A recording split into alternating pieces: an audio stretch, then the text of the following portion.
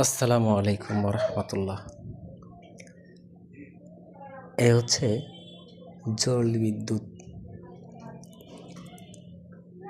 বাসায় সকলকে রেখে এসে সবার সুখের জন্য, পরিবারের সুখের জন্য দেন জনগণের জন্য অক্লান্ত শ্রম। আমি নিজে কাজ করতে গিয়ে দেখলাম হাজারো দুর্ঘটনা,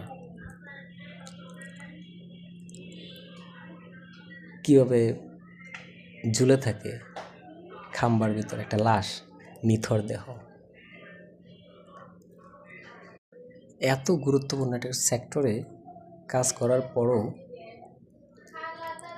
কেমন জানি তাদের সাথে অনিয়ম, আমাদের সাথে অনিয়ম, অবিচার,